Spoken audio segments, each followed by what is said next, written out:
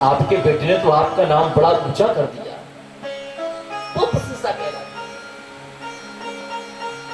तो व्यास जी ने मन में विचार किया कि यदि महाराज जनक ये कह देंगे कि तुम्हारे बेटे ने काम क्रोध को त्यागा है तो बात पक्की हो जाए। एक पत्र लिख दिया जनक महाराज के लिए कि आप हमारे बेटे की परीक्षा लीजिए, इसने काम क्रोध को त्यागा या नहीं किया। और सुखदेव से कहा, बेटा तुम्हें भागवत पढ़ने से पहले वेदांत पढ़ना होगा। जब तुम वेदांत पढ़ लोगे ना तब भागवत के अधिकारी बनोगे। सुखदेव जी ने कहा कि भागवत को पढ़ने के लिए मुझे एक वेदांत क्या हजारों वेदांत भी पढ़ना पड़े तब भी मुझे मंजूर है, पर मुझे भागवत जरूर पढ़ना।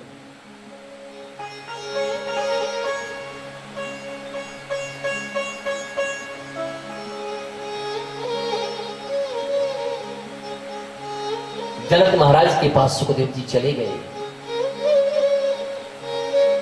दो द्वारपाल खड़े हैं। द्वारपालों से कहा, भैया हमें आपके राजा साहब से मिलना है और उनसे कहो कि व्यास नंदन सुखदेव आए हैं, वो वेदांत पढ़ना चाहते हैं।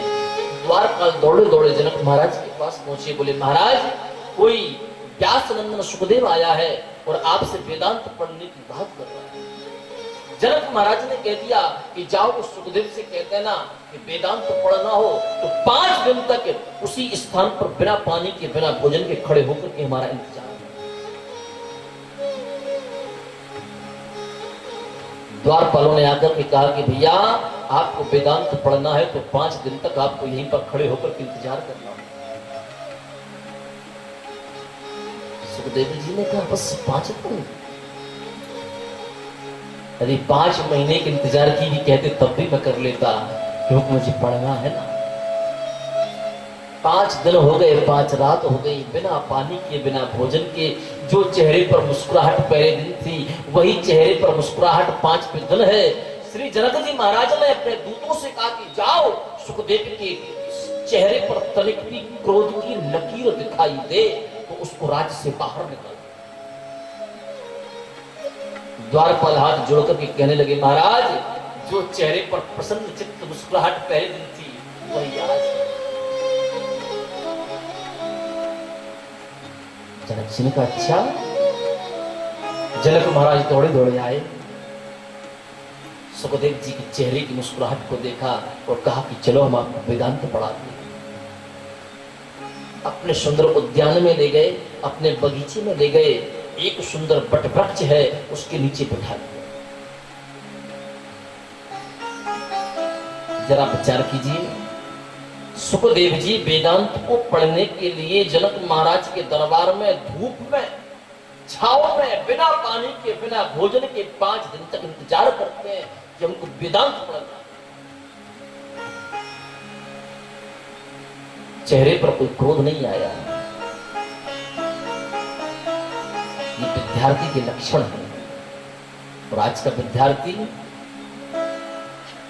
यदि शाला में जाता है ना, विद्यालय जाता है और मास्टर ने यदि एक तमाचा लगा दिया तो बेटा आएगा पिताजी की फुल फौज लेकर के स्कूल में जाएगा। उस मास्टर को वहां सस्पेंड करवा देगा और हजारों लाखों गालियां दिलवाएगा। और पिता भी अभिमान के वशीभूत होकर के क्या कहेगा कि तुझे कितना पैसा चाहिए उतना पैसा ले, पर मेरे बेटे को कष्ट नहीं होना चाहिए। पहले के जमाने में तो प्यारे एक बात कहते थे कि जब बच्चे को जब स्कूल पढ़ने के लिए भेजते थे ना तो माता पिता मास्टरों से कहते थे कि हड्डी हड्डी हमारी और चमड़ी चमड़ी तुम्हारी। हड्डी नहीं टूटनी चाहिए, बाकी आपको जो करना वो करो, पर हमारा बेटा बेटा बनकर के लौटे, जानवर बनकर के ना लौटे। लेकिन आजकल की क्लासों में जितने बच्चे जा रहे हैं ना तो 1-2 ही मनुष्य बनकर के लौट रहे हैं, बाकी सब जानवर बनकर के लौट रहे हैं।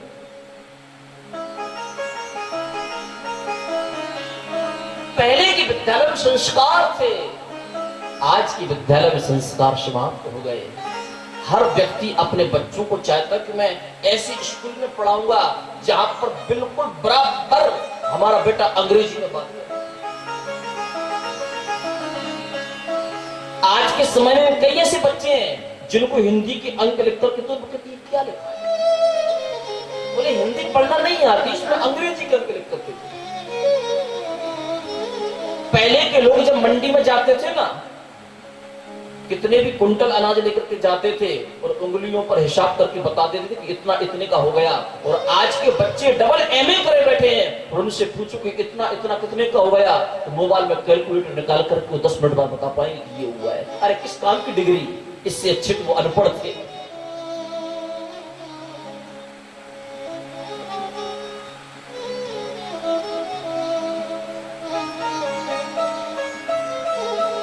संस्कारवान बनिए। गुरु और माता पिता का सम्मान। जनक महाराज ने एक पत्र लिखा इंद्र को। उस पत्र में लिखा कि तुम्हारे स्वर्ग में जितनी भी सुंदर सुंदर अप्सराएं हैं सभी को हमारे दरबार में। देवराज इंद्र ने स्वर्ग की संपूर्ण अप्सराओं को भेज दिया। जनक महाराज ने कहा कि तुम उस बालक की परीक्षा लो, उसने काम को जीता है कि नहीं जीता। अप्सराएं पहुंच गए। सुखदेव आप बंद करके बैठे थे, कब वेदांत पढ़ूंगा, कब वेदांत पढ़ूंगा, कब जनक महाराज आएंगे। पर वेदांत पढ़ने के पश्चात में कब भागवत पढ़ूंगा, कब भागवत का आनंद आएगा, ये विचार कर रहे थे। अप्सराओं ने आकर के सुखदेव को घेर लिया और जैसे सुखदेव की आंख खुली, सामने देखा तो हजारों अप्सराएं खड़ी हैं।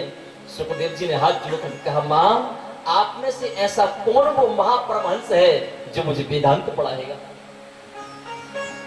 जल्दी बताइए ना, आप में से कौन वेदांत पढ़ाएगा? सुखदेव ने संपूर्ण स्वर्ग की अप्सराओं को चरणों में प्रणाम कर लिया। अप्सराएं रोते रोते जनक महाराज के पास पहुंची, बोली खबरदार, तुम्हें एक ऐसे महापुरुष की परीक्षा लेने के लिए भेजा जो हमारे चरणों में लिख करके हमसे क्षमा याचना करता है। अरे उसने तो हम सब स्त्रियों के लिए, सब अप्सराओं के लिए मां का दर्जा दिया, मां का स्थान दिया।